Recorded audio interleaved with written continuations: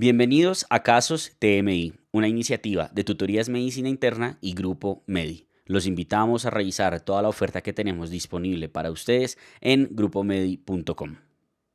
Nos presentan entonces el caso de un hombre de 74 años que tiene antecedente de hipertensión arterial y diabetes mellitus tipo 2, ingresa a urgencias por aparición súbita de palpitaciones y disnea leve de esfuerzo en las últimas 48 horas. Al examen físico se encuentra normotenso y con una frecuencia cardíaca de 130 latidos por minuto, que es irregular. Y el electrocardiograma evidencia que tiene una fibrilación auricular con respuesta ventricular rápida. Deciden iniciarle tratamiento para controlar la frecuencia cardíaca y evaluar la necesidad de cardioversión y anticoagulación. Y nos preguntan cuál de las siguientes informaciones es incorrecta en el manejo de este paciente. Entonces, pues nos estamos enfrentando a un paciente que llega con palpitaciones, le toman un electrocardiograma y ese electrocardiograma evidencia una fibrilación auricular, ¿cierto? ¿Qué quiere decir eso? Recuerden que la fibrilación auricular se genera cuando a nivel de las aurículas hay múltiples focos ectópicos y múltiples microrreentradas que no hacen que haya una actividad organizada eléctrica a nivel auricular y por ende como todos estos están peleando por el nodo auriculo ventricular, despolarizan de forma irregular el ventrículo.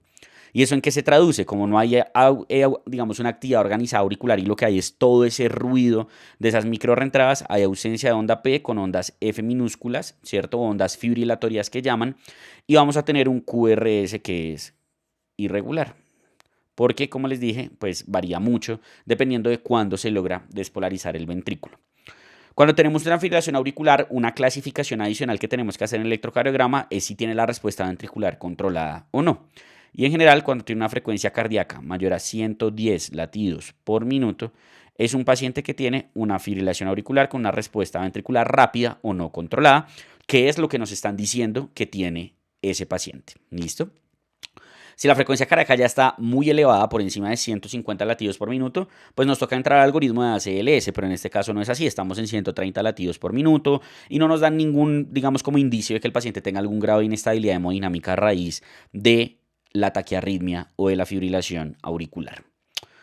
Cuando nos enfrentamos a una fibrilación auricular, digamos que hay estrategias de manejo que tienen acrónimos. En el caso de la Sociedad Europea de Cardiología es el acrónimo CARE, en donde hablan de la C, que tiene que ver con manejo de comorbilidades, la A, que es Avoid Stroke, que sería anticoagulación, la R, que es reducir los síntomas, en donde podemos hacer sea una estrategia de control de ritmo o de control de frecuencia, y la E es la evaluación dinámica, es decir, estarle haciendo seguimiento a nuestro paciente.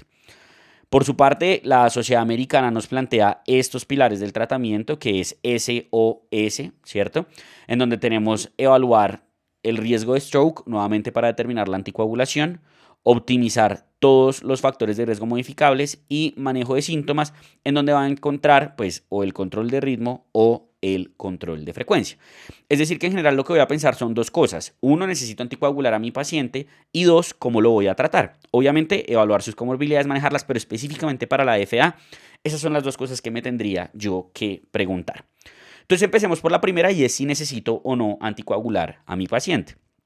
Y para eso, pues recordemos que ahorita hay una reciente actualización en cuanto a cómo vamos a determinar ese riesgo de que el paciente haga una ACV y tiene que ver con el uso de esta escala que es el CHATS-BA, ¿cierto? Antes era CHATS-BASC, que incluía SC, que era Sex Category, que era el sexo femenino, pero eso lo removieron. Ya no ponemos el sexo femenino como algo que puntúe dentro del CHATS-BA.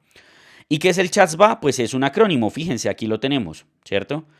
Falla cardíaca, hipertensión, que si lo vamos aplicando a nuestro paciente tenía hipertensión, edad de 75 años o más, diabetes mellitus, que también tenía nuestro paciente, antecedente de ACV, AIT o tromboembolismo arterial, enfermedad vascular o edad entre 65 y 74 años, que nuestro paciente tenía 74 años. Y eso lo que otorga es un puntaje, fíjense acá. Entonces estamos hablando de que nuestro paciente tiene 1, tiene 2 y tiene 3 puntos. Tiene un CHATS-BA de 3 puntos. ¿Y eso por qué es importante? Porque fíjense que para anticoagular, todo paciente que tenga 2 puntos o más requiere de anticoagulación.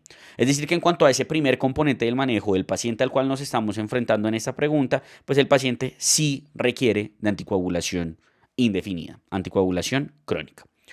Como dijimos, la segunda pregunta es entonces, ¿cómo voy a tratar a mi paciente? Y para eso les he mencionado más o menos por encima que existen dos estrategias.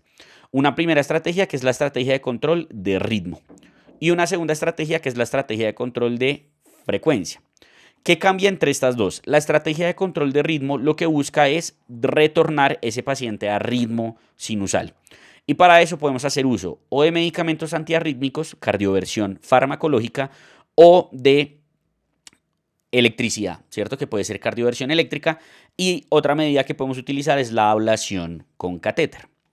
El control de frecuencia, por su parte, lo que quiere decir es que vamos a dejar al paciente en ritmo de fibrilación auricular, no voy a buscar retornarlo a sinusal, pero lo que voy a hacer es controlarle su frecuencia cardíaca buscando que esté menor a esos 110 latidos por minuto que habíamos mencionado arriba. Y para eso en general voy a hacer uso de medicamentos y en última medida podría considerar una medida ya intervencionista que es ablación del nodo con implante de marcapasos, ¿cierto? Entonces digamos que esas son como las dos estrategias que yo puedo llegar a utilizar. Y más o menos cómo funciona eso. En general, cuando yo me enfrento a un paciente que tiene una fibrilación auricular que está recién diagnosticada, como la que nos estamos enfrentando en este caso, la primera pregunta que yo me tendría que hacer es si el paciente está o no está hemodinámicamente estable. Porque si no está estable hemodinámicamente, pues toca hacerle cardioversión eléctrica inmediatamente. ¿Listo? Pero ese no es el caso. Estamos hablando frente a un paciente que tiene una estabilidad hemodinámica. En esos pacientes en general, a todos les vamos a iniciar control de frecuencia y vamos a tomar la decisión de si buscamos o no la estrategia de control de ritmo. Y esa estrategia de control de frecuencia va a depender de la FEBI. Si tiene una FEBI menor del 40%, la estrategia va a ser con beta bloqueador, mientras que si es mayor al 40% puede ser con beta bloqueador o con calcioantagonistas no dihidropiridínicos. Ahí también dejan la opción de la digoxina, pero es algo que más bien rara vez utilizamos, ¿cierto? Entonces, si ustedes se dan cuenta, eso es lo que decía la pregunta. No estaba inestable, decidieron iniciar control de frecuencia y iban a evaluar necesidad de anticoagulación y necesidad de control de ritmo. Ya dijimos que sí tenía necesidad de anticoagulación. Ahora, asumamos que sí vamos a decidir la estrategia de control de ritmo. ¿Eso cómo se puede hacer? Aquí tenemos este algoritmo de la guía americana en donde nos dice que va a depender de si el paciente tiene o no cardiopatía. Si tiene cardiopatía, solo puedo utilizar amiodarona. Si tiene función ventricular normal, puedo utilizar otros como amiodarona, ibutilide, procainamida. Y si está fuera del hospital, puedo considerar la estrategia pill in the pocket con medicamentos como flecainida o propafenona. O de entrada, si el paciente no tiene cardiopatía estructural, puedo buscar una cardioversión farmacológica con alguno de estos antiarrítmicos que, entre comillas, son más nuevos. ¿Listo? La pregunta es cómo hago yo esa elección, ¿cierto? ¿Cómo decido yo si me quedo solo con estrategia de control de frecuencia o si busco una estrategia de control de ritmo?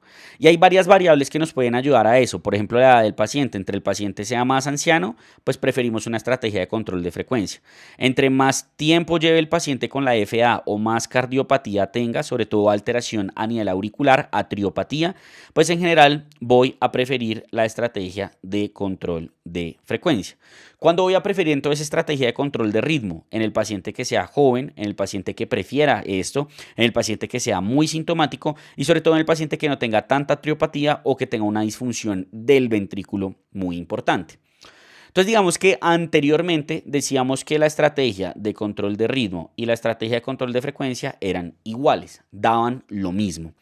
Sin embargo, ya sabemos que esto no es del todo cierto. Hay ciertos grupos de pacientes en donde definitivamente la estrategia de control de ritmo va a ser superior a la estrategia de control de frecuencia.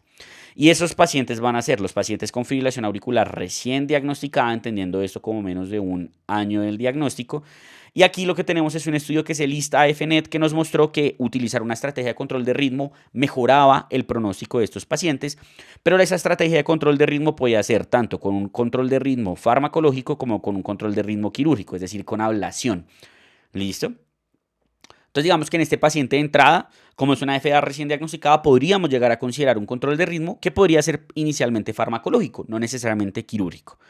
Y el segundo grupo son los pacientes que tienen falla cardíaca, particularmente con FEBI reducida, en donde aquí sí el estudio es con ablación.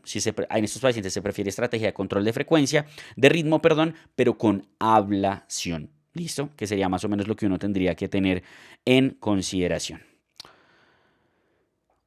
Cuando uno decide entonces que va a ser una estrategia de control de ritmo, pues uno debe cardiovertir al paciente. ¿Qué quiere decir cardiovertir al paciente? Pues retornarlo a ritmo sinusal, que como ya dijimos, eso puede ser con un control, con una cardioversión farmacológica, con medicamentos o eléctrica. Ya habíamos dicho, si está inestable hemodinámicamente, pues va a ser eléctrica. Pero si no está inestable hemodinámicamente, que es lo que tenía nuestro paciente, fíjense cómo la primera pregunta que hace el algoritmo es: evalúe cómo está el estado de anticoagulación de su paciente. Porque idealmente usted necesita que su paciente tenga como mínimo 3 semanas de anticoagulación.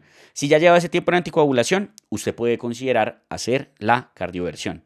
Pero si su paciente todavía no está en anticoagulación, usted debería evaluar. Si mi paciente está bien y puede esperar, lo anticoagulo por esas 3 semanas. Pero si mi paciente no está tan bien, no puede esperar, necesito hacer una cardioversión ya, lo que voy a evaluar es qué tanto tiempo lleva esa arritmia. Y fíjense que si lleva menos de 24 horas, puedo hacer la cardioversión de una vez, mientras que si lleva más de 24 horas, puedo hacer una aproximación guiada por eco transesofágico, en donde inicio anticoagulación, le hago ecocardiograma transesofágico a mi paciente. Si mi paciente no tiene trombos en el ecocardiograma transesofágico, lo cardiovierto, mientras que si lo tiene, debo de anticoagularlo por un tiempo mínimo de 4 semanas y hacer un ecocardiograma transesofágico de control. Entonces la anticoagulación es muy importante para la cardioversión y fíjense que incluso después de la cardioversión, todos los pacientes requieren 4 semanas de anticoagulación independiente de su CHADS-VA. Ya de ahí en adelante pues va a depender del CHADS-VA. Entonces con toda esta información que les acabo de dar, miremos las opciones y veamos pues cuál es la incorrecta. Entonces aquí tenemos las opciones, ¿cierto? Entonces nos dice la opción A: la anticoagulación oral está indicada a largo plazo, salvo contraindicación. Sí, porque ya dijimos que el paciente tiene un CHADS-VA de 3 puntos. La opción B: si se considera la cardioversión eléctrica, debe realizarse una ecocardiografía transesofágica previa o anticoagulación durante 3 semanas. Ya dijimos que también el paciente no está inestable, no está anticoagulado, entonces necesito o anticoagularlo por 3 semanas o hacer una estrategia guiada por eco transesofágico. La opción C: al ser el primer episodio de fibrilación auricular, la ablación con catéter es el tratamiento de elección. Falso. Si bien al ser el primer episodio de ser una FA recién diagnosticada, podría decir que el control de ritmo es el tratamiento de elección, ese control de ritmo puede ser o con medicamentos o con ablación. No necesariamente la ablación va a ser el tratamiento de elección. Entonces por eso es incorrecta.